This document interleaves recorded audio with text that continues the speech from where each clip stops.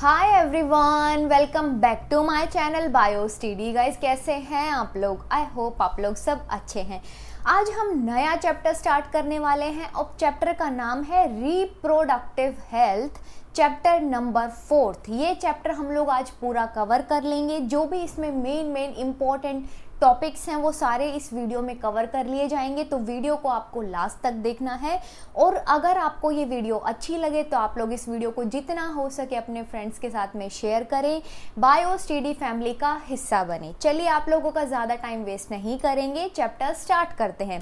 देखिए, इससे पहले चैप्टर पढ़ा था रिप्रोडक्शन। मैं थोड़ा सा आप लोगों को रिवाइज कराना यहाँ पे चाहूँगी। क्या पढ़ा था हम लोगों ने गाइस? हम लोगों ने पढ़ा था रिप्रोडक्शन के बारे में। ठीक है,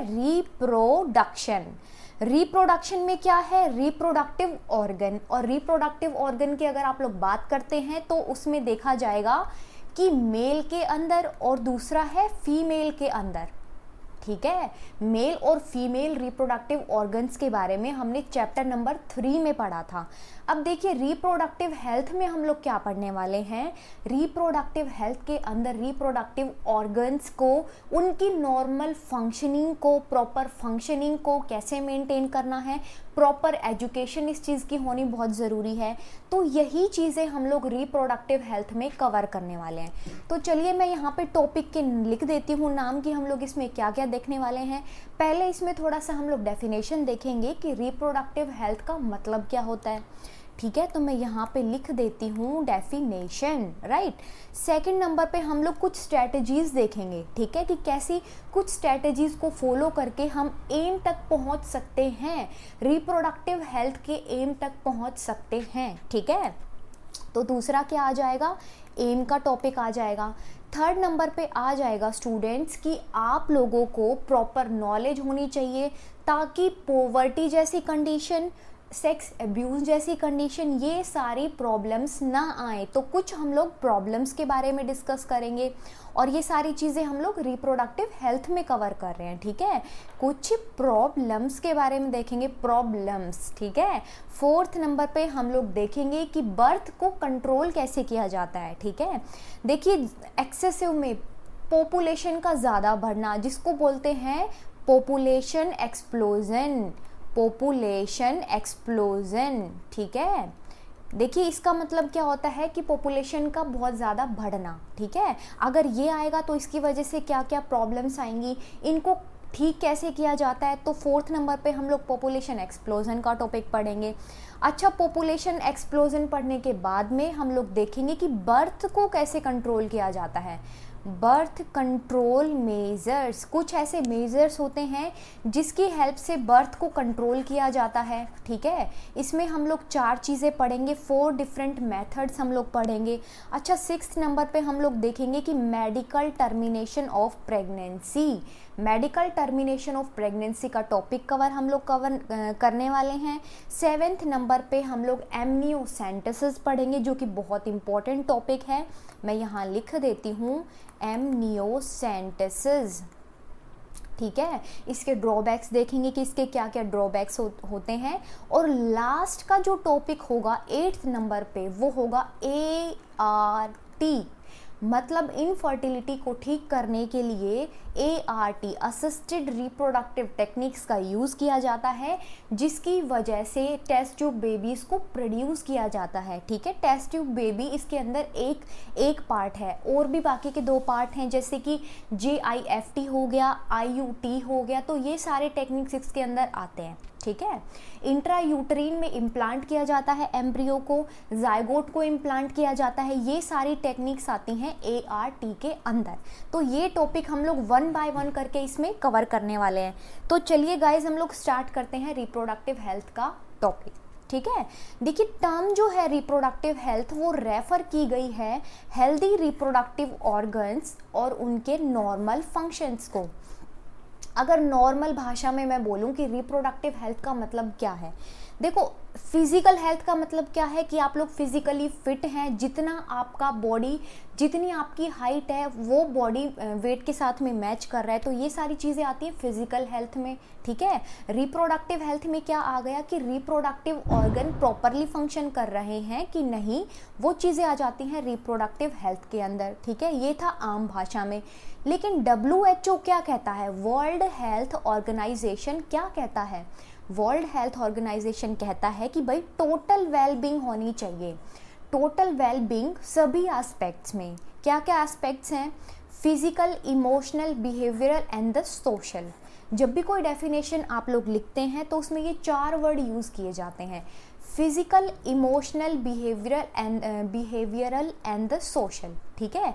इन सारी चीज़ों की टोटल वेलबींग होनी चाहिए इन 4 वर्ड्स की। तो आप लोगों को ये याद रखने हैं, फिजिकल, इमोशनल, बिहेवियरल पैटर्न और लास्ट में है सोशल, ठीक है। अगर ये बिल्कुल ठीक है, फिजिकली आप लोग फिट हैं, इमोशनली फिट हैं, बिहेवियर पैटर्न आपका बिल्कुल ठीक है और सोशली आप लोगों का अच्छे से चल रहा है, सोसाइटी में आप लोगों की बहुत अच्छे से बॉन्डिंग है, सब चीज़ें बहुत अच्छी चल रही हैं, तो मतलब क्या है कि भाई रिप्रोडक्टिव हेल्थ आपकी अच्छी है, ठीक है। WHO तो यही कहता है। अगर डेफिनेशन आती है रिप्रोडक्टिव हेल्थ की तो आप WHO वाली लिखोगे और सबसे पहले आप लोगों को ये लाइन भी लिखनी है कि reproductive organ with the normal functions, ठीक है। ये चीज़ आप लोगों को लिखनी है। रिप्रोडक्टिव हेल्थ का आप लोगों को अच्छे से मतलब समझ में आया। अब देखिए कुछ प्रॉब्लम्स जुड़ी होती हैं। देखो कोई भी चीज़ है उसके एडवांटेजेस भी होते हैं, उसके डिसएडवांटेजेस भी होते हैं, तो यहाँ पे भी यही सेम चीज़ है। इससे पहले वाले चैप्टर में हम लोगों ने देखा था ह्यूमन डिजीज़ वाले में कि भाई बहुत सारी डिजीज़ होती हैं जो डिफरेंट मोड ऑफ ट्रांसमिशन से ट्रांसफ़र हो जाती हैं, ठीक है। तो कुछ ऐसी ही प्रॉब्लम्स एसोसिएटेड है रिप्रोडक्टिव हेल्थ के अंदर भी। देखिए वो रिप्रोडक्टिव हेल्थ में प्रॉब्लम्स क्या क्या हैं, problems associated with the reproductive health क्या होगा, रैपिड इंक्रीज होगा ह्यूमन पॉपुलेशन के अंदर, जिसको पॉपुलेशन एक्सप्लोजन बोला जाएगा।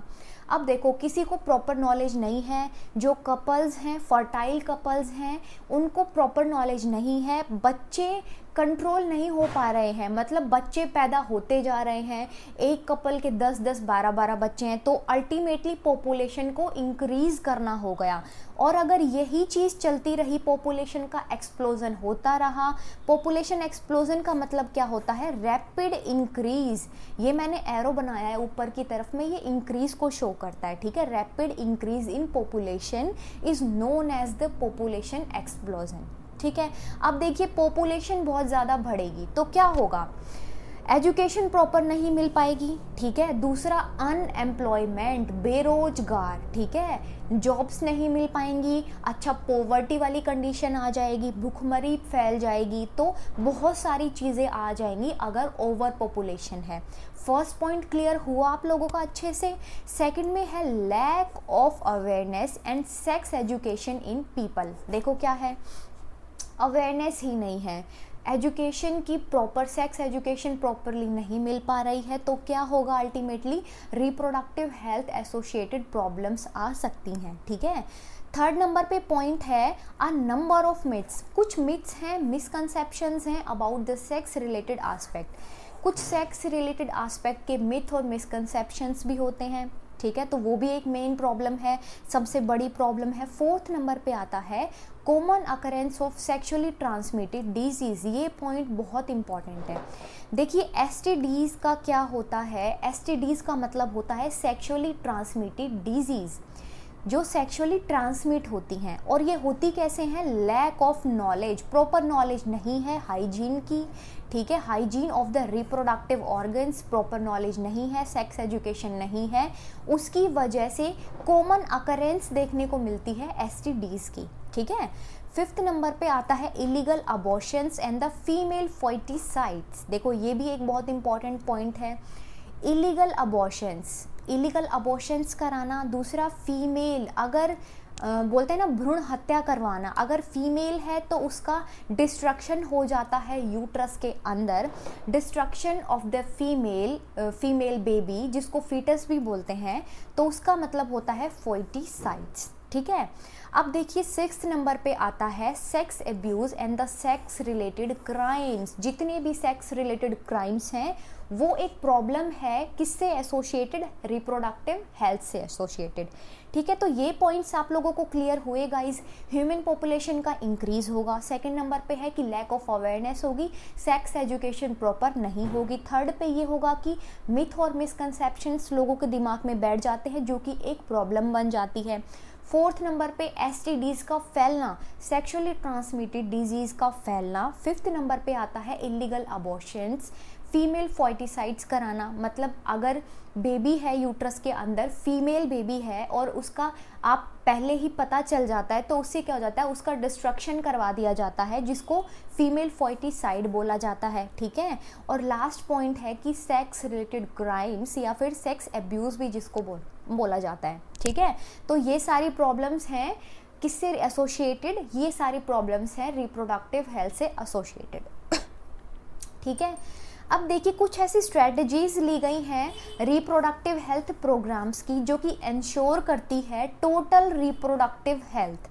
कुछ प्रोग्राम्स हैं जैसे कि reproductive health programmes and family planning, और इनको कब स्टार्ट किया गया था, इनको स्टार्ट किया गया था 1951 के अंदर। ठीक है, फैमिली प्लानिंग और रिप्रोडक्टिव हेल्थ प्रोग्राम्स को स्टार्ट किया गया था 1951 के अंदर, right.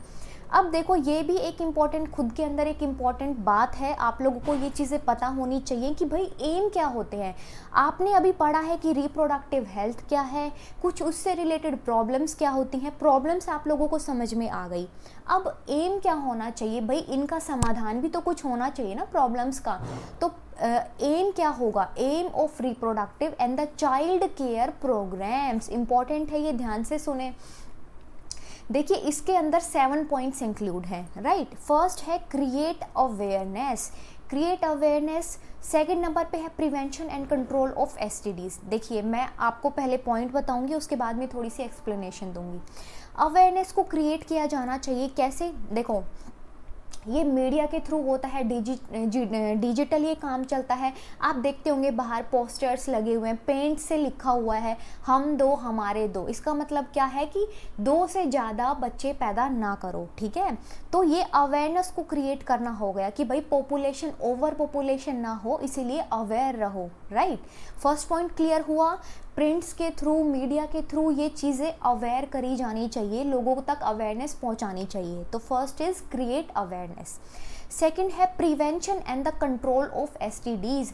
STDs sexually transmitted disease को कंट्रोल करा जाए, उनको फैलने से रोका जाए। ठीक है, फैलने से कैसे रोका जाएगा, प्रॉपर एजुकेशन होगी कि कैसे ये ट्रांसमिट होती हैं ये डिजीज़। ठीक है, कैसे ये ट्रांसमिट होती हैं, निडल्स वगैरह को, इन्फेक्टेड जो इन्फेक्टेड पर्सन है, इन निडल्स वगैरह को यूज़ ना किया जाए हेल्दी पर्सन के ऊपर। और बहुत सारे पॉइंट्स इसके अंदर आते हैं, 1 बाय 1 हम लोग आगे इसके अंदर पढ़ने वाले हैं। ठीक है, थर्ड पे आ जाता है एजुकेट द फर्टाइल कपल्स। भाई फर्टाइल कपल्स जो है, जो बेबीज प्रोड्यूस कर सकते हैं, उनको एजुकेशन देनी चाहिए। ठीक है, फोर्थ नंबर पे है provide medical facilities and support. Medical facilities का प्रॉपर सपोर्ट मिलना चाहिए। ठीक है, फिफ्थ नंबर पे आ जाता है इल इफेक्ट्स ऑफ पॉपुलेशन एक्सप्लॉयजन। अगर पॉपुलेशन ज़्यादा बढ़ रही है तो उसके इल इफेक्ट्स जैसे कि sex abuse, sex discrimination, sex related crimes, ये सारी चीज़ें आ जाती हैं फिफ्थ नंबर पे। सिक्स नंबर पे है provide the sex education in schools. Schools में बच्चों को पता होना चाहिए प्रॉपरली, उन तक अवेयरनेस पहुंचानी चाहिए, अवेयरनेस फैलानी चाहिए कि भाई आप लोगों को ये चीज़ें समझ में आ जानी चाहिए, जो भी मिथ्स और मिसकंसेप्शंस हैं वो सारे क्लियर हो जानी चाहिए। ठीक है, ताकि यंग जनरेशन्स को सेव किया जा सके। और लास्ट पॉइंट है इसमें प्रॉब्लम्स ऑफ इनफर्टिलिटी।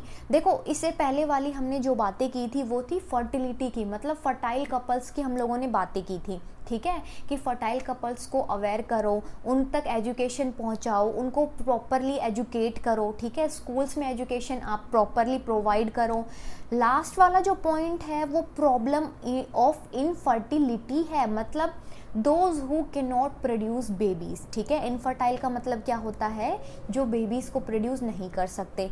तो भाई नहीं कर सकते तो ये खुद में एक प्रॉब्लम है। इसको करेक्ट करने के लिए कुछ टेक्निक्स हैं जिनका यूज़ किया जाता है, और वो है ARTs, असिस्टेड रिप्रोडक्टिव टेक्निक्स। इनकी हेल्प से क्या किया जाता है, बेबीज़ का प्रोडक्शन किया जाता है, ठीक है। तो चलिए हम लोग अब देखते हैं कुछ steps taken to maintain a reproductively healthy society. Aim सारे क्लियर हुए आप लोगों के? 7 एम्स हैं, टोटल 7 एम्स हैं। आप लोगों को सारे एम्स क्लियर हुए गाइस? अगर आप लोगों को कोई भी इशू आता है, कोई भी डाउट है, तो आप लोग कमेंट बॉक्स में लिखें, मैं उसका रिप्लाई ज़रूर दूंगी। देखिए इसमें हम लोग कुछ स्टेप्स देखने वाले हैं जो कि मेंटेन करते हैं रिप्रोडक्टिवली हेल्दी सोसाइटी को। क्या होगा, फर्स्ट पॉइंट यही होगा। पहले हम लोगों ने देखा कि फीमेल फर्टिसाइड्स कराया जाता है, जो कि एक प्रॉब्लम है, ठीक है। अब उसी चीज़ को लेके बैन लगना चाहिए, ठीक है, उसी चीज़ को लेके बैन लगना चाहिए। Imposing a statutory ban on amniocentesis के ऊपर बैन लगना चाहिए, ठीक है। एमनियोसेंटेसिस का मतलब क्या होता है कि एमनियोटिक फ्लूइड, जो बेबी है, फीटस है, ठीक है, फीटस के अंदर एमनियोटिक फ्लूइड प्रेजेंट होता है, और ये एमनियोटिक फ्लूइड को निकाला जाता है और उससे क्रोमोसोमल पैटर्न को देखा जाता है कि मेल है या फीमेल है, ठीक है। और अगर फीमेल होती है तो फीमेल फर्टिसाइड्स कराई जाती हैं, डिस्ट्रक्शन कराया जाता है फीमेल का, ठीक है, फीमेल फीटस का डिस्ट्रक्शन कराया जाता है। तो इस चीज़ पे बैन लगना चाहिए, ये चीज़ बैन होनी चाहिए, तभी एक healthy society, reproductive healthy society को मेंटेन किया जा सकता है। Second point is the rigorous implementation of the immunisation programmes. Immunisation भी खुद में एक बहुत बड़ा पॉइंट है। देखिए इम्यूनाइजेशन का मतलब क्या होता है, टीकाकरण करवाना, मतलब आपकी बॉडी के, आपके इम्यून सिस्टम को हेल्दी रखने के लिए, बेबी के इम्यून सिस्टम को हेल्दी रखने के लिए मदर को वैक्सीन्स दी जाती हैं, ठीक है। और जब बेबी का बर्थ हो जाता है, जब डिलीवरी हो जाती है, तो उसके बाद में भी उसका पूरा प्रोसीजर चलता है, तो वो सारे स्टेप्स भी फॉलो करने चाहिए। थर्ड नंबर पे है better awareness about the sex related matters. जितने भी सेक्स रिलेटेड मैटर्स हैं कि भाई एसटीडीज़ कैसे फैलती हैं, कैसे ये डिजीज़ का स्प्रेड होता है, किस किस रीज़न से ये होता है और आपको बचना चाहिए, तो वो सारी चीज़ों के बारे में अवेयरनेस होनी चाहिए। और फोर्थ नंबर पे है early detection and cure of STDs का अर्ली डिटेक्शन करवाया जाना चाहिए और उसका क्योर करवाया जाना चाहिए। ये 4 पॉइंट्स हैं और ये मेंटेन करते हैं एक रिप्रोडक्टिव हेल्दी सोसाइटी को, अगर ये सारे इम्प्लीमेंट किए जाते हैं तो, राइट। अब देखिए पॉपुलेशन एक्सप्लॉइजन क्या होता है। रैपिड इंक्रीज होना in the population over a relatively short period. Come time के अंदर पॉपुलेशन बढ़ रही है, पॉपुलेशन इंक्रीज हो रही है, उसको पॉपुलेशन एक्सप्लॉइजन बोला जाता है। अब पॉपुलेशन तो बढ़ गई है लेकिन उससे रिलेटेड फिर प्रॉब्लम्स भी बहुत ज़्यादा हैं, तो देखो फिर रीजंस क्या हैं इसके। पहले रीज़न देखो कि पॉपुलेशन एक्सप्लॉइजन किस वजह से होता है। Rapid decline in the death rate के अंदर अगर डिक्लाइन है, देखिए डेथ रेट अगर कम है तो अल्टीमेटली पॉपुलेशन बढ़ रही है, ठीक है। सेकंड है लॉन्गर लाइफ स्पैन मतलब क्या है, उम्र लंबी है, लाइफ स्पैन लंबा चल रहा है, डेथ रेट इंक्रीज नहीं हो रहे हैं, डेथ रेट डिक्रीज हो रहे हैं, तो ये भी एक कारण है पॉपुलेशन एक्सप्लॉइजन का। थर्ड नंबर पे है एडवांस्ड मेडिकल फैसिलिटीज़ को एडवांस किया गया है और क्या है, पॉपुलेशन एक्सप्लॉइजन इससे भी बढ़ रही हैं। देखो डिफरेंट टेक्निक्स भी हैं जिसकी हेल्प से बेबीज़ को प्रोड्यूस किया जाता है, तो अल्टीमेटली पॉपुलेशन को इंक्रीज करना हुआ। प्रिवेंशन ऑफ डिजीज़, कोई भी डिजीज़ हुई है, देखो डिजीज़ होने की वजह से सीवियर हो जाती है, लंबे टाइम तक रहती है, तो क्या होता है, उससे डेथ हो जाती है उस इंडिविजुअल की। अगर प्रिवेंशन कर दिया डिजीज़ का तो डेथ नहीं होगी, और डेथ नहीं होगी तो पॉपुलेशन बढ़ेगी, राइट। फिफ्थ नंबर पे है डेवलप्ड टेक्निक इन एग्रीकल्चर की टेक्निक्स को डेवलप किया गया है डिफरेंट मेथड्स के थ्रू, जो फार्मिंग वगैरह है उनको एनहेंस किया गया है। अब एनहेंस किया गया है तो फूड की शॉर्टेज नहीं आएगी, और फूड की शॉर्टेज नहीं आएगी तो क्या होगा, पॉपुलेशन इंक्रीज होगी। देखिए सिक्स्थ नंबर पे है बेटर ट्रांसपोर्ट फैसिलिटीज़ की फैसिलिटीज़ भी बेटर हैं, तो उससे भी पॉपुलेशन इंक्रीज हो रही है। 7th नंबर पे है protection from the natural calamities. Natural calamities क्या करती हैं, डिस्ट्रक्शन करती हैं। अब इनसे प्रोटेक्शन मिल गई तो अल्टीमेटली क्या होगा, डेथ रेट कम हो जाएगी और पॉपुलेशन इंक्रीज हो जाएगी, राइट। लास्ट पॉइंट है increase in number of people in the reproductive age. Reproductive age के जो पीपल हैं वो नंबर में ज़्यादा हैं, और नंबर में ज़्यादा हैं तो मतलब रिप्रोडक्टिव एबिलिटी, उनकी रिप्रोडक्टिव कैपेसिटी उनकी ज़्यादा होगी, वो ज़्यादा बेबीज़ प्रोड्यूस कर सकते हैं, तो उससे भी क्या होगा, अल्टीमेटली पॉपुलेशन में इंक्रीज देखने को मिलेगा। तो ये कुछ रीजंस थे, राइट। अब कुछ प्रॉब्लम्स देख लेते हैं, कुछ कॉन्सिक्वेंसेस देख लेते हैं ओवर पॉपुलेशन के। पॉवर्टी, ज़्यादा पॉपुलेशन होगी, पॉवर्टी आएगी, खाना प्रॉपरली नहीं मिल पाएगा, ठीक है, एजुकेशन प्रॉपरली नहीं मिल पाएगी, हाइजीनिक कंडीशंस मेंटेन नहीं रहेंगी। देखो पॉवर्टी का मतलब क्या होता है, पॉवर्टी का मतलब तो यही होता है कि गरीबी छाई हुई है, ठीक है। गरीबी क्यों छा गई, गरीबी इसलिए छा गई क्योंकि पॉपुलेशन बहुत ज़्यादा है। एक फैमिली में 10-10, 12-12, 15-15 बच्चे हैं तो भाई गरीबी तो छाएगी, क्योंकि फिर बेरोजगार हो गए हैं, यहाँ पे रोजगार नहीं मिल पा रहा है, पेट नहीं भर पा रहा है, तो पॉवर्टी हो जाएगी, ठीक है। सेकंड पॉइंट है फूड सप्लाई। फैमिली में बहुत ज़्यादा मेंबर्स होंगे तो प्रॉपरली खाना भी नहीं मिल पाएगा, फूड की जो सप्लाई होगी उसके अंदर भी डिस्ट्रक्शन होगी, ठीक है। हाइजीनिक कंडीशन, अब एक फैमिली में 4 मेंबर्स हैं, एक फैमिली में 10 मेंबर्स हैं, तो जो कम मेंबर हैं, न्यूक्लियर फैमिलीज़ हैं, उसमें हाइजीनिक कंडीशंस ज़्यादा देखी जाती हैं। घर छोटा है और हाइजीनिक कंडीशंस मेंटेन नहीं हो पा रही है, तो अल्टीमेटली क्या होगा, ये प्रॉब्लम है एक ओवर पॉपुलेशन की, राइट। अनएम्प्लॉयमेंट, मतलब हर किसी को जॉब नहीं मिल पा रही है, जॉब नहीं मिल पा रही तो भाई खाना भी नहीं मिल पा रहा है, खाना नहीं मिल पा रहा है तो अल्टीमेटली ये एक सबसे बड़ी प्रॉब्लम हो जाएगी ओवर पॉपुलेशन की। पॉल्यूशन, पॉल्यूशन बढ़ रहा है, पॉल्यूशन बढ़ रहा है, ठीक है, ये आप सब लोगों को पता है कि पॉल्यूशन क्यों बढ़ रहा है। 6th नंबर पे है एजुकेशन प्रॉब्लम। भाई ऐसा, अब देखो इस टाइम पे बहुत ज़्यादा महंगाई बढ़ गई है, ठीक है। एक बच्चे को एजुकेशन देना और उतनी ही एजुकेशन 10 बच्चों को देना, तो आप समझ जाओ कि कितना फाइनेंशियल लोड पेरेंट्स के ऊपर आएगा, तो अल्टीमेटली उतना प्रॉपर एजुकेशन भी नहीं मिल पाएगी, और ये एक प्रॉब्लम है ओवर पॉपुलेशन की, राइट। समझ में आया, ये सारे पॉइंट्स आप लोग खुद से भी बना के लिख सकते हैं। आप लोग बस थोड़ा सा इस बात को, अभी मैं बता रही हूँ आप लोगों को, थोड़ा सा इस बात को समझे, बहुत इजी चैप्टर है, आप लोग अच्छे से कर लेंगे इसको, और इसके नोट्स आपको मिल जाएंगे गाइस टेलीग्राम चैनल पे, जो कि डिस्क्रिप्शन बॉक्स में आपको लिंक मिल जाएगा उसका, तो उसकी भी आपको टेंशन नहीं लेनी है। अच्छा, पॉपुलेशन, ओवर पॉपुलेशन, ये सारी चीज़ें हम लोगों ने देखी हैं, रीजंस देखे हैं, प्रॉब्लम्स देखे हैं। अब भाई कंट्रोल किया जाना चाहिए, पॉपुलेशन का कंट्रोल कैसे किया जाए, आपने रीजंस बता दिए, प्रॉब्लम्स बता दिए, अब कंट्रोल भी तो बताओ ना कैसे होगा। तो देखिए कंट्रोल ऐसे होगा, एजुकेशन दी जानी चाहिए कि भाई एडवांटेजेस बहुत होते हैं स्मॉल फैमिलीज़ के। स्मॉल फैमिलीज़ के एडवांटेजेस आपको पता है क्या होते हैं, फूड की सप्लाई में कोई डिस्ट्रक्शन नहीं होता, हाइजीनिक कंडीशंस मेंटेन रहती है, प्रॉपरली एजुकेशन मिल पाती है बच्चों को, ठीक है। और ये जो स्लोगन है हम दो हमारे दो, इसका वाकई में मीनिंग बताना चाहिए फर्टाइल कपल्स को, ठीक है, कि हम दो हमारे दो, मतलब 2 से ज़्यादा बच्चे नहीं पैदा करें। सेकंड नंबर पे है marriageable age. Raising the age of marriage is more effective means to control the population. देखिए क्या होता है, पहले जो छोटे एज के बच्चे थे उन्हीं की शादियां कर दी जाती थी, ठीक है। अब क्या है, लड़की की एज 18 होनी चाहिए, 18 अबव, और लड़के की 21 ईयर्स की होनी चाहिए, तो वो एलिजिबल है मैरिज के लिए। और ये पॉइंट क्या है, छोटे बच्चों की मैरिज कर देंगे तो उनको प्रॉपरली एजुकेशन नहीं मिल पाती, प्रॉपरली उनको नॉलेज नहीं होती, वो अवेयर नहीं होते हैं, और बहुत सारी प्रॉब्लम्स उनसे फिर जुड़ जाती हैं, ठीक है। तो क्या हो जाएगा, रेज कर दें एज को मैरिज की, ठीक है। थर्ड नंबर पे है family planning. There are many birth control measures which can check the birth rate. बहुत सारे बर्थ कंट्रोल के मेजर्स होते हैं जिससे आप चेक कर सकते हो बर्थ रेट्स को, ठीक है, और फिर उस हिसाब से फैमिली प्लानिंग की जानी चाहिए, ठीक है, फैमिली का प्लान किया जाना चाहिए उसके अकॉर्डिंगली।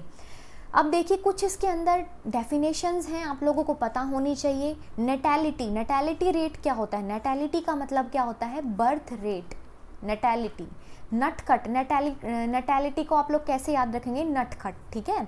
छोटे बच्चे होते हैं नटखट होते हैं, छोटे बच्चे मतलब बर्थ रेट के बारे में बात हो रही है, ठीक है।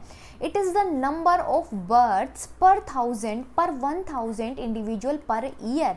नंबर ऑफ बर्थ्स देखा गया है 1000 एक साल में, 1 ईयर, और 1000 इंडिविजुअल्स के अंदर कितना बर्थ रेट है, तो वो अल्टीमेटली कहलाएगा नैटेलिटी रेट। अब बर्थ रेट है मतलब जन्म हो रहा है, जन्म हो रहा है तो भाई पॉपुलेशन का साइज इंक्रीज हो रहा है, ठीक है। It increase the population size क्योंकि यहाँ पे बर्थ हो रहा है।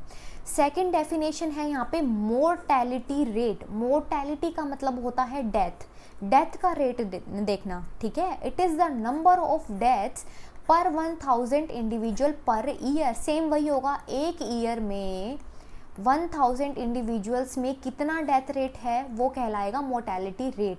और डेथ रेट है तो ये अल्टीमेटली पॉपुलेशन का जो साइज है उसको डिक्रीज कर देगा, ठीक है।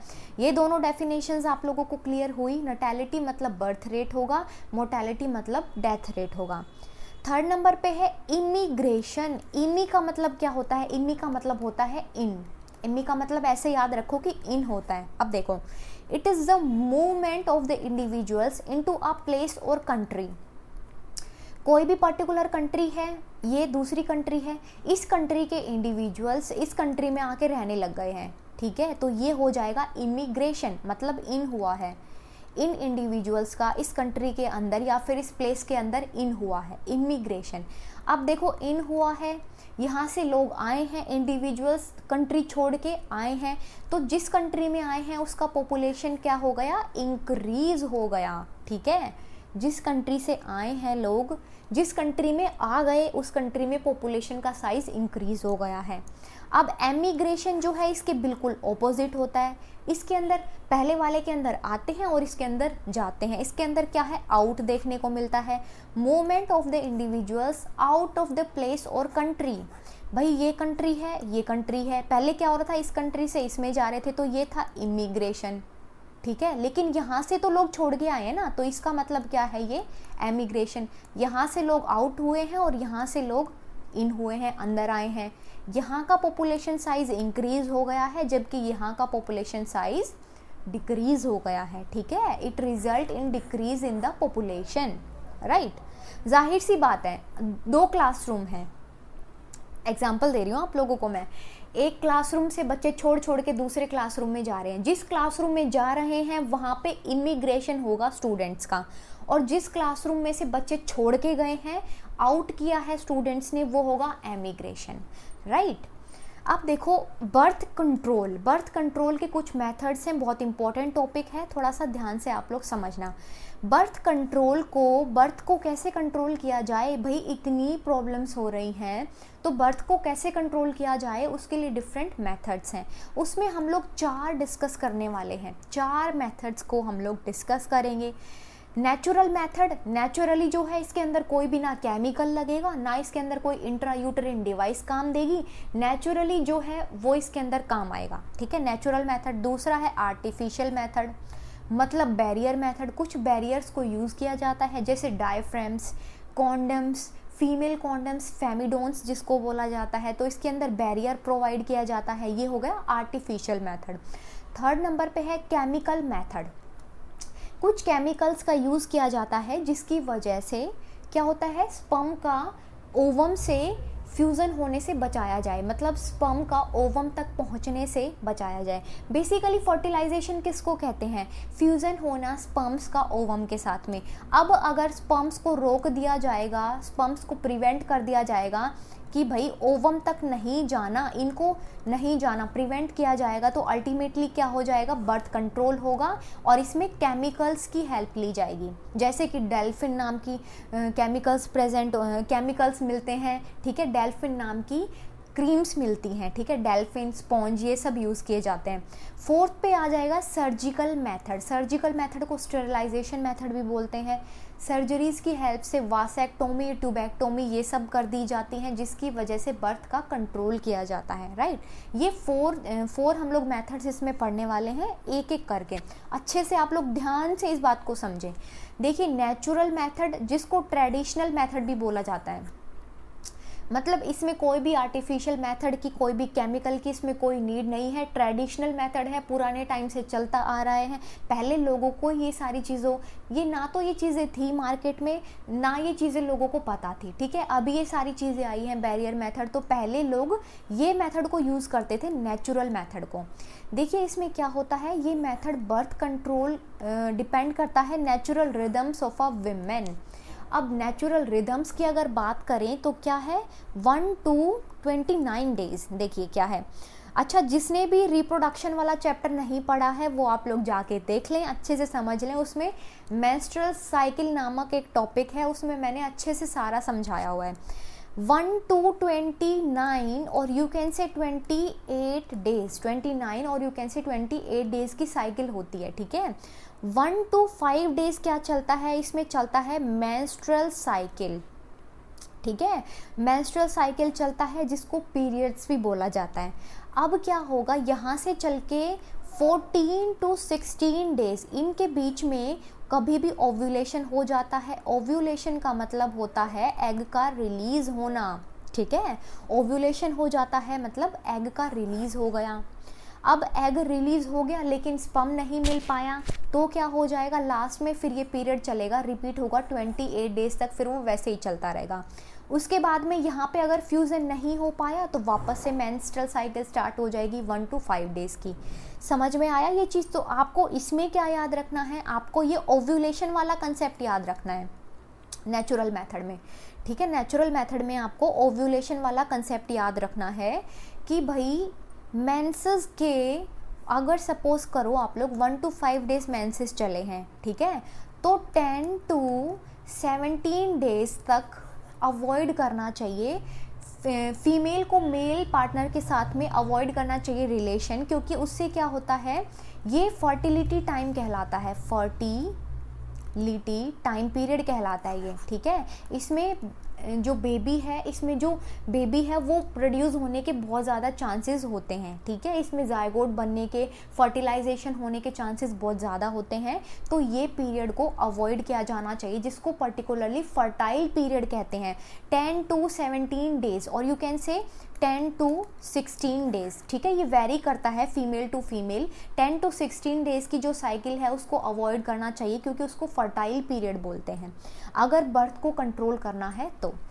सेकंड है इसके अंदर, देखो इसी के अंदर कुछ पॉइंट्स बने हुए हैं गाइज। इसके अंदर 3 चीज़ें हैं, देखो इसके अंदर 3 चीज़ें क्या हैं, जो मैंने अभी बताया है वही चीज़ मैं इसके अंदर बताने वाली हूँ। देखो कोइटस इंटरप्टस, एक पॉइंट है इसके अंदर कोइटस इंटरप्टस, दूसरा है पीरियोडिक एब्स्टिनेंस, और थर्ड नंबर पे है लैक्टेशन एमनोरिया। देखो आप लोग यहीं पे समझो क्या है। फर्स्ट नंबर पे है कोइटस इंटरप्टस, ठीक है, फर्स्ट नंबर पे, इसी का सब पॉइंट है ये। ए पार्ट में इसको लिख देती हूँ, बी पार्ट में है पीरियोडिक एब्स्टिनेंस, और सी पार्ट है इसका, सी पार्ट हो जाएगा लैक्टेशन एमिनोरिया, ठीक है। ये इसके अंदर हम लोग पढ़ने वाले हैं। ये वही सब मेथड हैं जो नेचुरली यूज़ किए जाते हैं। देखो कोइटस इंटरप्टस, विदड्रॉल मेथड, इसमें क्या होता है, पेनिस को विदड्रॉल कर लिया जाता है ताकि इजैकुलेशन ना हो और स्पर्म्स की डिपोजिशन ना हो वेजाइना के अंदर, right? This involves the withdrawing penis by the male partner before ejaculation so that semen is not deposited in the vagina. Vagina में सीमेन डिपॉजिट ना हो, इसलिए क्या हो जाएगा, विदड्रॉ कर लिया जाएगा, ठीक है। और इसी को बोलते हैं coitus interruptus. This method is only moderately affective. देखो ये बहुत कम अफेक्टिव होता है, क्योंकि जो टाइम होता है इजैकुलेशन का वो बहुत प्लीजेंट होता है। Time of ejaculation is very pleasant. Some sperms may pass into the vagina before ejaculation. Ejaculation होने से पहले कुछ स्पर्म्स वेजाइना में पास हो जाते हैं, जिसकी वजह से भी क्या चांसेस होते हैं, जिसकी वजह से भी बेबी कंसीव करने के चांसेस बढ़ जाते हैं, ठीक है। तो ये मॉडरेटली अफेक्टिव होगा, ये आप लोगों को ध्यान देना है, ये मेथड, राइट। सेकंड है पीरियोडिक एब्सटिनेंस, ये चीज़ मैंने आपको अभी बताई है। The period from the 12th to 18th day of the menstrual cycle is the fertile period। मैंने बोला था 10th to 17th days, guys ये वेरी करता है क्योंकि 14th to 16th डे कभी भी ओव्यूलेशन हो सकता है, ठीक है। अब ये वेरी करेगा फीमेल टू फीमेल, किसी में क्या होता है 25 डेज की साइकिल होती है, किसी में 28 डेज की साइकिल होती है। आपकी बुक में 12th to 18th डे दिया गया है, 12th to 18th डे दिया गया है, ठीक है। तो आप लोगों को यही चीज़ बेसिकली याद रखनी है। बट क्या होता है कि 10th to 18th डे और यू कैन से 17th डे तक फर्टाइल पीरियड चलता है, तो वो उसमें अवॉइड किया जाना चाहिए क्योंकि वो फर्टाइल पीरियड कहलाता है। थर्ड पे है लैक्टेशन एमिनोरिया। लैक्टेशन एमिनोरिया का मतलब क्या है? लैक्टेशन का मतलब क्या है? Breast feeding. जब एक बेबी का बर्थ होता है उसके बाद में ब्रेस्ट फीडिंग चलती है, ठीक है। ब्रेस्ट फीडिंग चलती है तो ओव्यूलेशन नहीं होता है, ओव्यूलेशन नहीं होगा तो क्या होगा, 6 मंथ्स का जो ये टाइम पीरियड होता है ये बर्थ को कंट्रोल करने का सबसे इफेक्टिव मेथड है, ठीक है। It has been noticed that during this period lactation after the birth of a child, मैं यहाँ लिख देती हूँ बर्थ ऑफ अ बेबी, और इसमें क्या होता है अफेक्टिव कितना होता है, ये अफेक्टिव होता है स्टूडेंट्स, अफेक्टिव होता है 6 मंथ्स तक, विद इन 6 मंथ्स, ठीक है, 6 मंथ्स। तो ये सबसे बेस्ट मेथड है लैक्टेशन एमिनोरिया का बर्थ कंट्रोल के लिए, बर्थ कंट्रोल, क्योंकि उस टाइम पे ब्रेस्ट फीडिंग चल रही होती है, ठीक है। ब्रेस्ट फीडिंग चल रही होगी तो मतलब वहाँ पे ओव्यूलेशन नहीं होगा, ओव्यूलेशन नहीं होता, ओव्यूलेशन नहीं होता तो मतलब एग रिलीज़ नहीं होता, एग रिलीज़ नहीं होता तो वो फिर फ्यूज़न किसके साथ में करेगा, तो ये है लैक्टेशन एमिनोरिया, राइट। सेकंड है, देखिए गाइज, आर्टिफिशियल मेथड। पहले हम लोगों ने देखा है कि नेचुरली कैसे अवॉइड किया जाए बर्थ्स को, नेचुरली कैसे प्रेगनेंसीज को अवॉइड किया जाए। लैक्टेशन एमिनोरिया, कोइटस इंटरप्टस और है पीरियोडिक एब्स्टिनेंस, ये 3 चीज़ें हम लोगों ने पढ़ी थी, ठीक है। सेकंड है मेथड आर्टिफिशियल मेथड, जिसको बैरियर मेथड के नाम से भी जाना जाता है। इस मेथड के अंदर अल्टीमेटली ओवम और स्पर्म को मिलने नहीं दिया जाता, बैरियर बना दिया जाता है। बैरियर, अगर बैरियर लग जाएगा तो स्पर्म का एंट्री नहीं हो पाएगी, और स्पर्म की एंट्री नहीं हो पाएगी तो मतलब ओवम के साथ में फ्यूज़न नहीं हो पाएगा, और वो नहीं हो पाएगा तो मतलब फर्टिलाइजेशन भी नहीं होगा। तो अल्टीमेटली ये काम होता है, मतलब ये काम होता है कि फर्टिलाइजेशन ना हो, राइट। फर्स्ट नंबर पे है कॉन्डम्स। रबर और लेटेक्स शीट्स के ये बने होते हैं, which are put on penis before starting coital activity. Coital activity को स्टार्ट करने से पहले ये पेनिस पे पुट किए जाते हैं, पेनिस पे लगाए जाते हैं, और इनको पॉपुलरली निरोध के नाम से जाना जाता है। ये स्प्रेड होने से भी बचाते हैं सेक्सुअली ट्रांसमिटेड डिजीज़ को, राइट। सेकेंड है diaphragms and the cervical caps, they are mechanical barrier. ये भी रबड़ के बने होते हैं और फिट होते हैं vagina of the female, female vagina में ये फिट किए जाते हैं। मेल के लिए कॉन्डम्स होते हैं, फीमेल के लिए फेमिडोन्स होते हैं, ठीक है। मैं यहाँ लिख देती हूँ फेमिडोन्स, ये फीमेल के केस में होते हैं, फीमेल कॉन्डम्स। डायफ्राम्स और सर्वाइकल कैप्स को इंसर्ट किया जाता है वेजाइना के अंदर to check the entry of the sperms in uterus. Uterus में स्पर्म्स की एंट्री ना हो इसलिए इनको इंसर्ट कर दिया जाएगा और ये बैरियर की तरह काम करेगा, राइट। इसमें थर्ड पॉइंट है इंट्रा यूटरीन डिवाइसेस, आईयूडीज। ये इंसर्ट की जाती हैं डॉक्टर्स के थ्रू और एक्सपर्ट्स के थ्रू यूट्रस के अंदर, ठीक है। ये है यूट्रस, ये यूट्रस है, ये फैलोपियन ट्यूब है, ठीक है, ये फिम्ब्रिये है। ये देखो यहाँ पे आईयूडीज को फिट कर दिया जाएगा कुछ ऐसे, वेजाइना के थ्रू इसको फिट कर दिया जाएगा, और ये काम कौन करते हैं, डॉक्टर्स करते हैं, एक्सपर्ट नर्सेस करती हैं, ठीक है। इसमें आ जाती है नॉन मेडिकेटेड आईयूडीज, जिसको लिपिज लूप के नाम से भी जाना जाता है। इसमें मोस्ट पॉपुलर क्या है, copper releasing IUDs, copper T है, ये मैंने कॉपर टी का बनाया हुआ है, ठीक है। थर्ड नंबर पे हार्मोन रिलीजिंग आईयूडीज, जिसको प्रोजेस्टेरोन के नाम से भी जाना जाता है, हॉर्मोन्स रिलीज करती रहती हैं, जिससे क्या होगा, इम्प्लांटेशन नहीं हो पाएगा, क्योंकि वो फिर क्या करेगा, हॉर्मोन्स को इम्बैलेंस कर देगा, राइट। देखो फीमेल कॉन्डम्स फेमिडोन्स, मेल कॉन्डम्स निरोध के नाम से पॉपुलरली जाना जाता है। Diaphragms, cervical caps, vault caps ये फीमेल के वजाइना में इंसर्ट किए जाते हैं। स्पर्मिसाइड क्रीम्स जो भी स्पर्म की एंट्री को प्रिवेंट करती हैं, ठीक है। कॉपर टी है, ये कॉपर टी को यूट्रस के अंदर इंसर्ट कर दिया जाता है। ऐसे ही मल्टीलोड 375 को यूट्रस के अंदर इंसर्ट कर दिया जाता है, ठीक है। ओरल कॉन्ट्रासेप्टिव पिल्स, इनकी मैं अभी बात करने वाली हूँ, ठीक है। हार्मोन इम्प्लांट कैप्सूल्स, ये हार्मोन्स इम्प्लांट कर दिए जाते हैं और ये हार्मोन के इंजेक्शंस भी दिए जाते हैं ताकि इम्प्लांटेशन ना हो। देखिए थर्ड नंबर पे है केमिकल मेथड। थोड़ा सा रिवाइज करा दूँ आप लोगों को।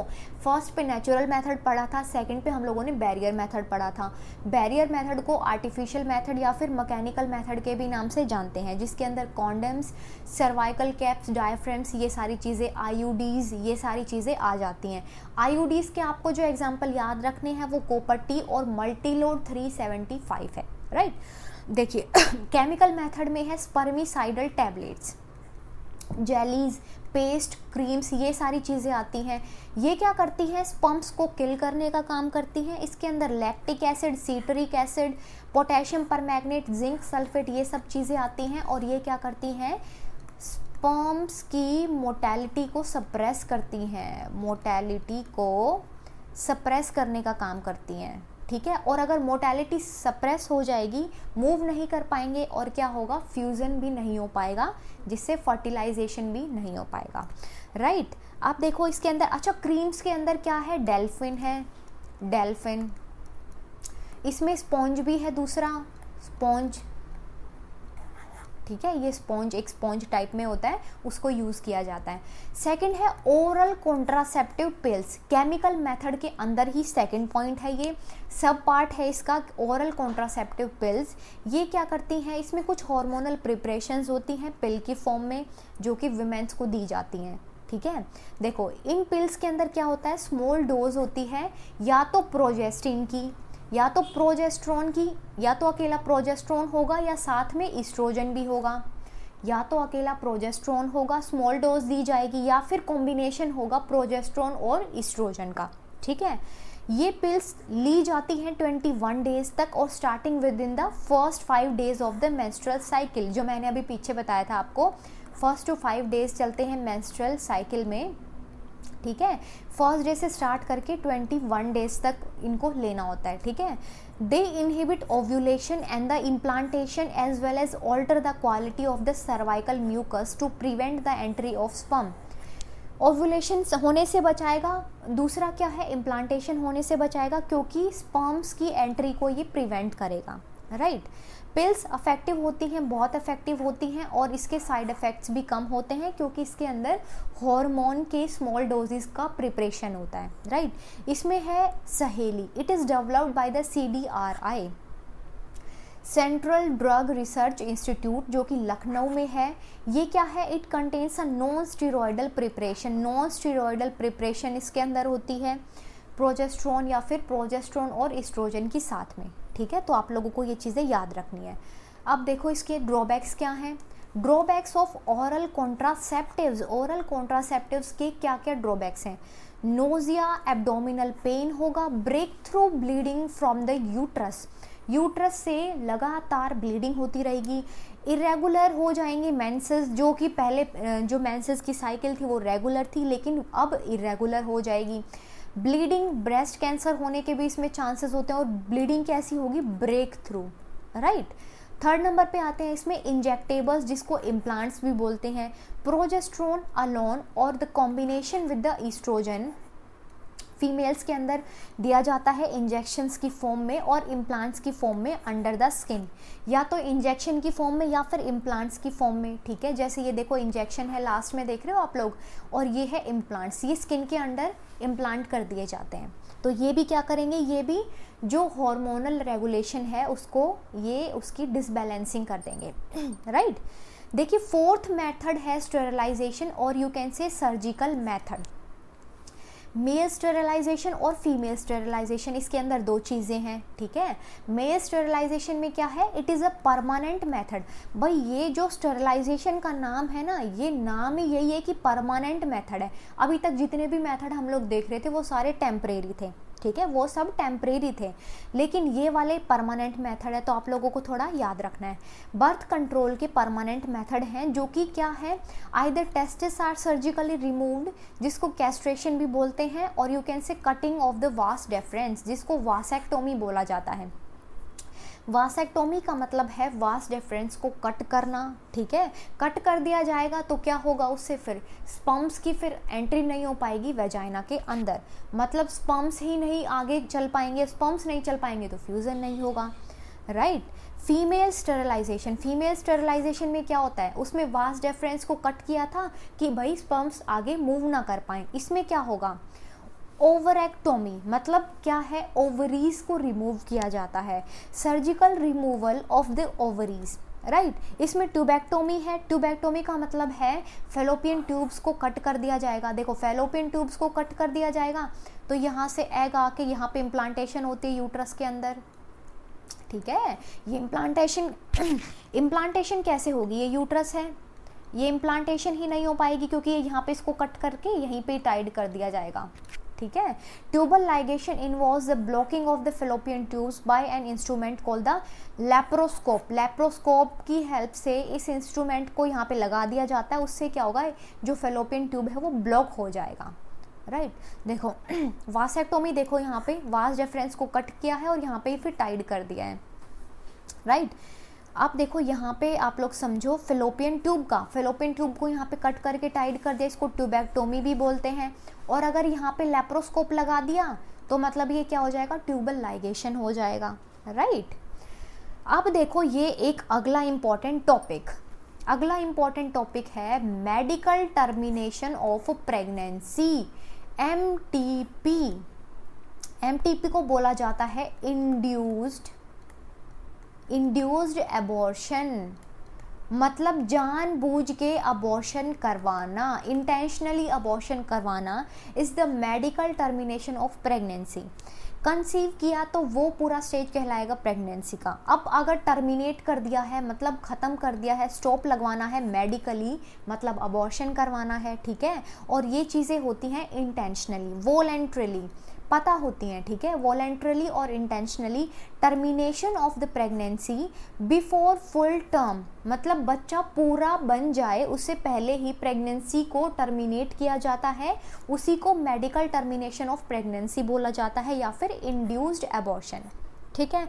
Because of the emotional, ethical, religious and the social issues many country have not legalised, बहुत सारी कंट्रीज ने इसको लीगलाइज नहीं किया है। गवर्नमेंट ऑफ इंडिया ने इसको लीगलाइज कर दिया है, लीगल है ये इंडिया में 1971 से ये इंडिया में लीगल है।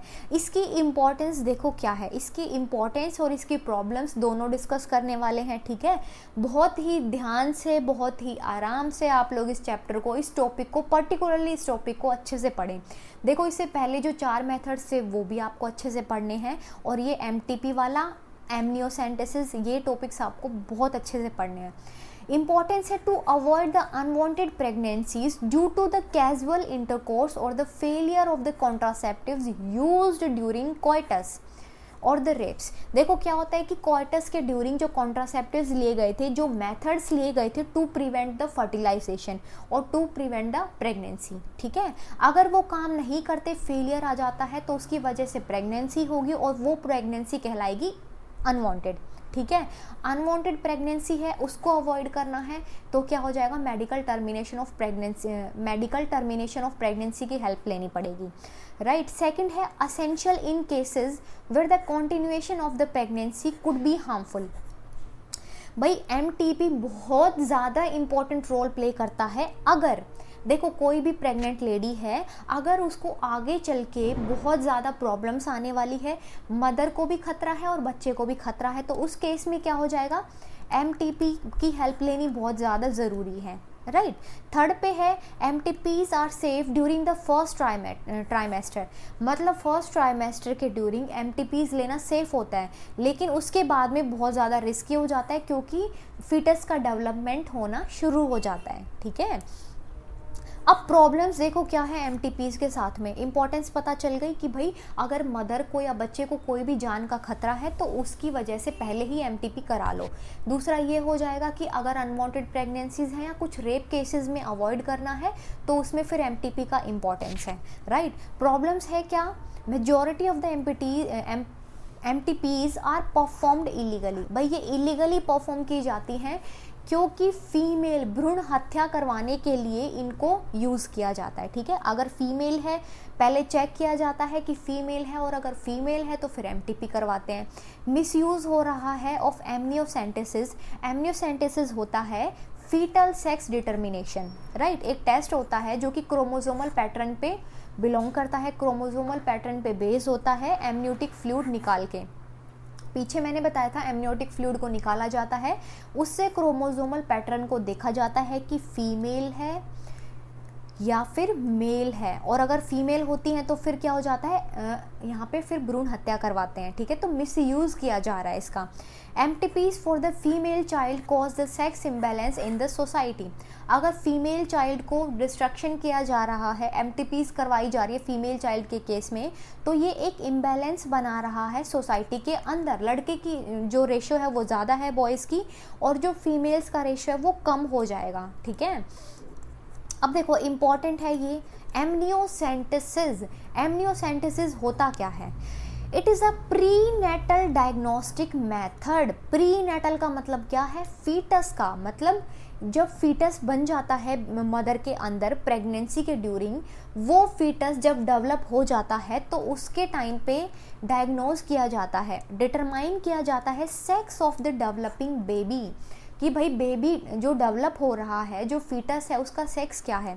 This method has a positive and negative application, इसके पॉजिटिव एप्लीकेशन भी है और नेगेटिव एप्लीकेशन भी है, राइट। देखो ये आपको फीटस दिख रहा है, ये यूट्रस है, यूट्रस है, यहाँ पे ये फीटस है, ठीक है। यहाँ पे ये क्या है, यहाँ पे है एमनियोटिक फ्लूइड, एमनियोटिक फ्लूइड को यहाँ पे निकाला जाता है। अब ये सेल्स हैं, एमनियोटिक फ्लूइड में सेल्स होती हैं, बेबी की भी कुछ सेल्स निकल सकती हैं, ठीक है, फ्लूइड की सेल्स निकल सकती हैं जो कि आगे चल के बेबी को खतरनाक बीमारियां भी दे सकती हैं, ठीक है। तो ये करवाना भी बहुत खतरनाक होता है। पॉजिटिव एप्लीकेशन इसकी होगी it helps to detect any genetically controlled congenital disease, कोई भी अगर जेनेटिकली डिजीज़ है, कोई भी कॉन्जेनाइटल डिजीज़ है या कोई भी मेटाबॉलिक डिसऑर्डर है, उसका पता चल जाता है एमनियोसेंटेसिस टेस्ट से, ठीक है। इसका नेगेटिव एप्लीकेशन क्या है कि पीपल इसको यूज़ करते हैं, लोग इसको यूज़ करते हैं फीमेल फर्टिसाइड के लिए, और जो कि क्या है सेक्स इम्बैलेंस बनाता है सोसाइटी के अंदर। मैंने ये पॉइंट अभी क्लियर किया आप लोगों का, तो आप लोगों को ध्यान रखना है नेगेटिव एप्लीकेशन और पॉजिटिव एप्लीकेशन दोनों ही। देखो अब है इसके अंदर सेक्सुअली ट्रांसमिटेड डिजीज़, ठीक है, सेक्सुअली ट्रांसमिटेड डिजीज़ का ये एक अलग से टॉपिक है। ये डिजीज़ ट्रांसमिट होती हैं through the sexual intercourse, sexual intercourse के थ्रू ये ट्रांसमिट होती हैं। इन्फेक्टेड पर्सन है, ठीक है, इन्फेक्टेड पर्सन है और हेल्दी पर्सन है, सेक्सुअल इंटरकोर्स के ड्यूरिंग ये फिर ट्रांसफ़र हो जाती है इन्फेक्टेड से हेल्दी पर्सन के अंदर, राइट। ये इसके एग्जाम्पल आप लोगों को बहुत अच्छे से याद रखने हैं। गोनेरिया, गोनेरिया पैथोजन होगा नेसेरिया गोनेरिस, सिफिलिस, कुछ के पैथोजन आप लोग याद रखो, जैसे गोनेरिया का हो गया syphilis, genital herpes, chlamydias, chlamydiasis, genital warts, ठीक है, क्लेमाइडियाज और जेनाइटल वार्ड्स। अब एक इसके अंदर और है ट्राइकोमोनियासिस, यहाँ पे मैं लिख देती हूँ ट्राइकोमोनियासिस, ठीक है, ट्राइकोमोनास वेजिनैलिस, ट्राइकोमोनास वेजिनैलिस ये इसका पैथोजन होगा, ठीक है। देखो हेपेटाइटिस बी और HIV ये भी कुछ इन्फेक्शन हैं जो कि ट्रांसमिट होते हैं, ये भी कुछ ट्रांसमिट होने वाली डिजीज़ हैं, ठीक है। ये कैसे ट्रांसमिट होती हैं? ये ट्रांसमिट होती हैं by the sharing of injections का और निडल्स का अगर शेयरिंग हुआ है इन्फेक्टेड पर्सन से हेल्दी पर्सन के अंदर, या फिर सर्जिकल इंस्ट्रूमेंट्स का यूज़ हुआ है, तो भी ये HIV और हेपेटाइटिस बी ट्रांसमिट हो जाती हैं। By the transfusion of blood, infected person है, इन्फेक्टेड पर्सन से अगर हेल्दी पर्सन के अंदर ब्लड का ट्रांसफ्यूजन होगा तो भी ये ट्रांसमिट हो जाएंगे disease. From the infected mother to foetus, अगर मदर है इन्फेक्टेड है तो फीटस के अंदर वो प्रॉब्लम हो जाएगी। कौन सी प्रॉब्लम? हेपेटाइटिस बी और HIV की, राइट। अर्ली सिम्टम्स, इसके अर्ली सिम्टम्स क्या हैं? जो सिम्टम्स पहले दिख जाते हैं अर्ली स्टेजेस में, जैसे कि ईचिंग होना, फ्लूइड का डिस्चार्ज होना, स्लाइटली पेन रहेगा, स्वेलिंग रहेगी जेनाइटल रीजन के अंदर, पेल्विक इन्फ्लामेटरी डिजीज़ PIDs हो जाती हैं, अबॉर्शंस हो जाते हैं उसकी वजह से, ठहराव नहीं हो पाता प्रेगनेंसी का, ठीक है, और stillbirths, ectopic pregnancies, infertility, cancer, बहुत सारी। अगर बच्चा ठहर रहा है, अगर बच्चा मतलब फीटस ठहर रहा है तो भी आगे प्रेगनेंसी में बहुत प्रॉब्लम्स आएंगी, एक्टोपिक प्रेगनेंसीज उसको बोलते हैं। इनफर्टिलिटी हो जाएगी उसकी वजह से, और फिर कैंसर्स होने के भी चांसेस होंगे, ठीक है। कैसे बचा जाए? प्रिवेंशन कैसे किया जाए? Avoid the sex with the unknown partner, और you can say multi partners. भाई मल्टी पार्टनर्स के साथ में सेक्स को अवॉइड किया जाना चाहिए। Avoid not avoid, always use condoms during coitus के ड्यूरिंग में कॉन्डम्स का यूज़ किया जाना चाहिए। थर्ड पे है in case of doubt go to a qualified doctor, qualified doctors के पास जाना चाहिए अर्ली डिटेक्शन के लिए, और गेट कंप्लीट ट्रीटमेंट, और पूरा ट्रीटमेंट लेना चाहिए, ठीक है। इनफर्टिलिटी, देखो ये सारा हम लोगों ने अभी तक पढ़ा है, जो फर्टिलिटी हैं उनसे रिलेटेड जो प्रॉब्लम्स हैं, मेथड्स हैं, वो सब पढ़े हैं। अब ये खुद में एक अलग टॉपिक है इनफर्टिलिटी का, ठीक है, इंपॉर्टेंट है। It is the inability of the male and female to produce the childrens, ठीक है। बच्चे पैदा नहीं कर पाते हैं, या तो मेल में इनएबिलिटी होगी या फीमेल के अंदर होगी।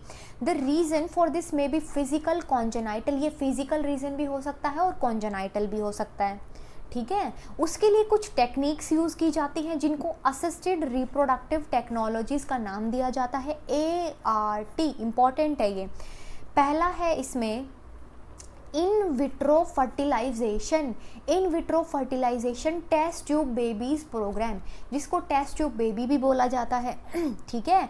सबसे पहले टेस्ट ट्यूब बेबी का कहाँ पे हुआ था प्रोडक्शन? इंग्लैंड के अंदर हुआ था, और दूसरा हुआ था इंडिया के अंदर सेकंड टेस्ट ट्यूब बेबी का, तो आप लोगों को ये याद रखना है, राइट। देखो ओवा लेते हैं वाइफ से या फिर डोनर से, स्पर्म लेते हैं हस्बैंड से या फिर डोनर से, कलेक्ट करेंगे ओवम को और स्पर्म को, ओवा और स्पर्म्स को पहले कलेक्ट किया जाता है, उसके बाद में उनको फ्यूज़ किया जाता है, फ्यूज़ होने के बाद में जायगोट बन जाएगा, ठीक है। बन गया जायगोट बन गया, तो अब वो आगे एम्ब्रियो बनेगा, क्योंकि जायगोट के बाद की स्टेज है एम्ब्रियो। अब ये एम्ब्रियो जो है ना, इसको ट्रांसफ़र करना है, दो तरीके से ट्रांसफ़र किया जा सकता है। इसका ट्रांसफ़र 2 टाइप्स से हो सकता है। देखो पहला है जिफ्ट, याद रखना है, डेफिनेशन भी पूछी जाती है बोर्ड्स में इसकी। जिफ्ट क्या होता है? जिफ्ट स्टैंड्स फॉर, ऐसे भी पूछ लेते हैं, तो ये होगा zygote intrafallopian transfer, zygote intrafallopian transfer. Zygote का ट्रांसफ़र हो रहा है, ठीक है, जायगोट का ट्रांसफ़र हो रहा है कहाँ पे? इंट्रा का मतलब होता है अंदर, कहाँ पे? फैलोपियन ट्यूब के अंदर, मतलब जायगोट का फैलोपियन ट्यूब के अंदर ट्रांसफ़र होना ही जिफ्ट कहलाता है, ठीक है। ट्रांसफ़र ऑफ जायगोट और द अर्ली एम्ब्रियोज का कहाँ तक? Up to 8 blastomeres, right. देखो जायगोट है, जायगोट में डिवीजन्स होती रहेंगी, डिवीज़न होने के बाद में वो 8 सेल्ड स्टेज जो कि ब्लास्टोमर कहलाएगा, ब्लास्टोमियर कहलाएगा, ठीक है। ब्लास्टोमियर को फैलोपियन ट्यूब में ट्रांसफ़र कर दिया जाता है, इसी को बोलते हैं जिफ्ट। याद रखोगे ना आप लोग, जिफ्ट किसको बोलते हैं? इसमें बी है IUT, that is intra uterine transfer. Intra का मतलब होता है अंदर, यूट्रीन का मतलब होता है यूट्रस, ट्रांसफ़र का मतलब होता है ट्रांसफ़र होना। तो ट्रांसफ़र होना एम्ब्रियोज का with more than 8 blastomere into the uterus. Embryos का जो कि 8 ब्लास्टोमियर या फिर इससे ज़्यादा बन चुका है डिवाइड होके, तो उसको उठा के यूट्रस के अंदर ट्रांसफ़र कर दिया जाता है। ठीक है, एम्ब्रियो कैसे बनेगा? इन विट्रो फर्टिलाइजेशन से बनेगा। Fertilisation within the female is also used for such transfer to assist those female who cannot conceive। देखो कंसीव नहीं कर पा रही हैं, लेकिन बेबी को डेवलप होने के लिए, फीटस को डेवलप होने के लिए पूरा इन्वायरमेंट तो दे सकती हैं, तो क्या होगा, यहाँ से उठा के और यूट्रस में फिर ट्रांसफ़र कर दिया जाएगा। यहाँ पे इसका डेवलपमेंट चलता रहेगा। भाई कंसीव नहीं कर पा रही हैं लेकिन डेवलपमेंट तो करा सकती हैं फीटस का। ठीक है, तो IUTs की हेल्प ले सकते हैं। थर्ड नंबर पे आएगा जिफ्ट। वो जिफ्ट था, ये जिफ्ट है। ठीक है, ध्यान से सुनना, वो जिफ्ट था, ये जिफ्ट है। जिफ्ट का मतलब होता है गैमीट इंट्राफेलोपियन ट्रांसफर। जिफ्ट के अंदर जायगोट का ट्रांसफर होता है, इसके अंदर गैमीट्स का ट्रांसफर होता है। इंट्रा मतलब अंदर, फेलोपियन ट्यूब का मतलब आप सबको पता है कि फेलोपियन ट्यूब। ठीक है, गैमीट्स का फेलोपियन ट्यूब के अंदर ट्रांसफर होना। Transfer of an ovum from a donor into the fallopian tube of another female. यहाँ पे 2 फीमेल हैं। ठीक है, यहाँ पे 2 फीमेल हैं। अब क्या होगा, एक फीमेल से ओवम निकाल के और दूसरी फीमेल में ट्रांसफ़र कर दिया जाएगा। इससे निकाला है ओवम, ठीक है, इसके अंदर ट्रांसफ़र कर दिया जाएगा, तो ये कहलाएगा जिफ्ट। अब इसके अंदर ट्रांसफ़र हो गया तो अब ये हैप्पी हो गई है, क्योंकि पहले इसके पास में ओवम नहीं थे, तो इसके अंदर अब ओवम आ गए हैं, ये अब आगे कंसीव कर सकती है। Those who can not produce ovum को प्रोड्यूस नहीं कर पा रहे हैं बट प्रोवाइड कर रहे हैं suitable environment for the fertilisation and development. भाई ओवम नहीं बन रहे हैं, लेकिन क्या है, ओवम कहीं बाहर से डोनर से ले लिया, अब यहाँ पे फर्टिलाइजेशन हो सकता है और आगे डेवलपमेंट भी हो सकता है। तो इन फीमेल्स के लिए जिफ्ट नामक टेक्निक बहुत ही ज़्यादा यूज़फुल होती है। ठीक है, इसके बाद में थर्ड टॉपिक है इसमें इंट्रासाइटोप्लाज्मिक स्पर्म इंजेक्शन, जिसको ICSI के नाम से जाना जाता है। आपको ये ध्यान रखना है, ICSI का मतलब क्या है, इंट्रासाइटोप्लाज्मिक स्पर्म इंजेक्शन। साइटोप्लाज्मिक का मतलब क्या है, साइटोप्लाज्म। इंट्रा का मतलब होता है इनर साइड में। ये एक लेबोरेटरी प्रोसीजर होता है। इसके अंदर single sperm from the male partner is injected directly into a egg. Egg है, यहाँ पे ये स्पर्म है। ठीक है, ये स्पर्म है।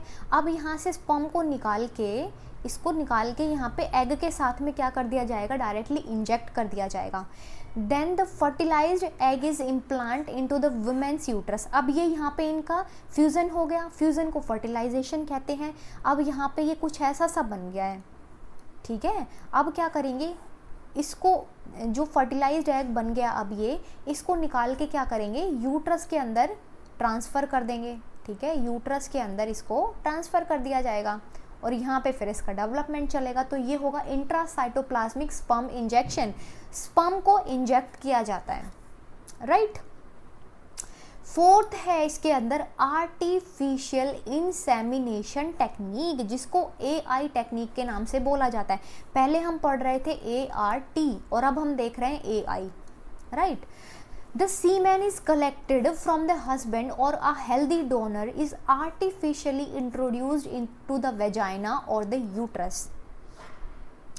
अगर मेल के अंदर ओलिगोस्पर्मी है, अगर स्पर्म का काउंट कम है, एजोस्पर्मी है, अगर कोई भी इशू है, स्पर्म्स नहीं बन पा रहे हैं, ठीक है, तो ये कुछ प्रॉब्लम्स होती हैं। ओलिगोस्पर्मी, एजोस्पर्मी, ये सारी चीज़ें हैं अगर किसी मेल के अंदर, तो क्या होगा, हेल्दी डोनर से आर्टिफिशियली इंट्रोड्यूस किया जाएगा वेजाइना और the uterus of the female के अंदर। इसको बोलेंगे artificial insemination, right. Artificially inseminate किया जा रहा है सीमेन को, राइट। सीमेन को, पर्टिकुलर सिंगल स्पर्म नहीं है, यहाँ पे सीमेन है, यहाँ पे मिलियंस ऑफ स्पर्म होंगे, राइट। ये टेक्निक यूजफुल होती है for the male partner having inability to inseminate female और द लो स्पर्म काउंट। अभी मैंने बताया ओलिगोस्पर्मिया या फिर एजोस्पर्मिया, राइट। ओलिगोस्पर्मिया या फिर एजोस्पर्मिया होने की वजह से या फिर इम्पोटेंसी होने की वजह से। इम्पोटेंसी का भी मतलब यही होता है कि इंसेमिनेट नहीं कर पाएंगे क्योंकि इरेक्टाइल टिश्यू वर्क नहीं करेंगे उनके, ठीक है, जो इम्पोर्टेंट होंगे, इम्पोटेंसी जिनके अंदर होगी। 5th नंबर पे है इस टेक्निक के अंदर सरोगेसी। सरोगेट मदर्स को यूज़ किया जाता है इसके अंदर। अब वुमेन जिसको सरोगेट मदर के नाम से जाना जाता है, bears a child for a couple unable to produce children. भाई क्या होगा, एक वुमेन होगी जो ना तो इन्वायरमेंट बच्चे को दे पाएगी डेवलपमेंट के लिए, तो क्या होगा, फर्टिलाइजेशन होने के बाद में ट्रांसफ़र कर दिया जाएगा किसी दूसरी फीमेल के अंदर। अब ये फीमेल क्या करेगी, बियर करेगी उस फीटस को और उसका पूरा डेवलपमेंट कराएगी, और डेवलपमेंट कराने के बाद में जब डिलीवरी हो जाएगी तो पेरेंट्स को वो बेबी सौंप दिया जाएगा, ठीक है, पेरेंट्स तक वो बेबी, फिर पेरेंट्स उस बेबी को ले लेंगे। Thus the wife is infertile और unable to carry, या तो वाइफ इनफर्टाइल होगी या फिर वो कैरी नहीं कर पाएगी। तो ये दो यहाँ पे रीजंस हो सकते हैं कि सरोगेसी को यूज़ किया जाए, सरोगेट मदर्स की हेल्प ली जाए, right. The surrogate is impregnated either through the artificial insemination or through the implantation of an embryo produced by the in vitro fertilization। in vitro fertilization में जो embryo बनाया गया था वो अब सरोगेट मदर के एम्ब्रियो में ट्रांसफ़र कर दिया जाएगा और सरोगेट मदर उस बेबी का डेवलपमेंट कराएगी, उस फीटस का डेवलपमेंट कराएगी, राइट। तो ये चीज़ें हैं सरोगेसी के अंदर। एआई के बारे में हम लोगों ने अभी पीछे पढ़ा था कि एआई क्या है। देखो अब कुछ प्रॉब्लम्स हैं एआरटी से रिलेटेड, असिस्टेड रिप्रोडक्टिव टेक्निक से रिलेटेड कुछ प्रॉब्लम्स हैं, जैसे कि it requires the high precision handling by the specialised professionals and expensive instrumentation. इसमें खर्चा बहुत ज़्यादा आता है क्योंकि यहाँ पे बहुत ज़्यादा प्रिसीशन की ज़रूरत होती है। प्रिसीशन का मतलब क्या होता है कि यहाँ पे कोई भी ऊंच नीच नहीं होनी चाहिए, पॉइंट्स की भी गलती नहीं होनी चाहिए, ठीक है। प्रिसीशन का मतलब होता है कि यहाँ पे बिल्कुल परफेक्ट काम होना चाहिए, राइट। यहाँ पे एक्सपेंसिव इंस्ट्रूमेंटेशन होते हैं तो खर्चा बहुत ज़्यादा आता है। These facilities are available only in few centres. तो ये फैसिलिटीज़ कुछ ही सेंटर्स में अवेलेबल होती है क्योंकि इनका खर्चा बहुत मोटा तगड़ा आता है, बहुत एक्सपेंसिव होती हैं ये टेक्निक्स। दूसरा है emotional, religious and the social problems. कुछ सोशल प्रॉब्लम्स इससे जुड़ी होती हैं। 3rd नंबर पे है legal adoption is one of the best method for couples looking for parenthood. तो भाई ये चीज़ें अवॉइड करने के लिए सबसे बेस्ट मेथड है कि अडॉप्ट किया जाए चाइल्ड को, ठीक है, अडॉप्ट किया जाए चाइल्ड को अगर पेरेंट्स बनने की इच्छा है तो। अगर इनफर्टाइल हैं, नहीं कर पा रहे हैं बेबीज़ को प्रोड्यूस, तो क्या है इसके लिए लीगल अडॉप्शन बेस्ट मेथड है, राइट। गाइज यहाँ पे चैप्टर कंप्लीट होता है तो मैं थोड़ा सा आप लोगों का यहाँ पे रिवाइज करा देती हूँ। देखिए मेथड्स जो हम लोगों ने पढ़े थे, 4 मेथड्स हम लोगों ने पढ़े थे, artificial, natural, artificial, chemical, surgical. ये 4 मेथड बहुत इंपॉर्टेंट है, you have to remember that, ठीक है, ये आपको अच्छे से याद रखना है। एमनियोसेंटेसिस, ठीक है, ये वाला टॉपिक आपको, इसके पॉजिटिव और नेगेटिव चीज़ें ये आपको अच्छे से याद रखनी है, राइट। एआरटी क्या होता है, उसके अंदर जिफ्ट नाम की technique, gamete intrafallopian transfer, gift, और क्या होगा इसके अंदर आईयू इंट्रायूटरीन ट्रांसफर, ठीक है, ये होगा। और इसके अंदर एक और क्या आती है, CISF, इंट्रासाइटोप्लाज्मिक स्पर्म इंजेक्शन, ऐसे था ना, इंट्रासाइटोप्लाज्मिक स्पर्म इंजेक्शन, ठीक है, ये था इसके अंदर। तो ये चीज़ें आप लोगों को अच्छे से याद रखनी है। एआई क्या है, आर्टिफिशियल इंसेमिनेशन क्या है, एआरटी से रिलेटेड प्रॉब्लम्स क्या है, ये आपको अच्छे से याद रखनी है। तो इस चैप्टर में बेसिकली आपको यही चीज़ें याद रखनी है, राइट। यहाँ पे ये चैप्टर कंप्लीट होता है गाइज। अब नेक्स्ट वीडियो में हम लोग मिलेंगे एनसीईआरटी क्वेश्चंस की वीडियो के साथ में। अगर आप लोगों को अच्छी लगती हैं वीडियोस, बायो स्टडी चैनल का अभी से हिस्सा बन जाइए और जितना हो सके आप लोग अपने फ्रेंड्स के साथ में, क्लासमेट्स के साथ में शेयर किया करें वीडियो को, और अच्छी लगे तो लाइक बटन को दबा के जाना ना भूलें। कल मिलते हैं, बाय।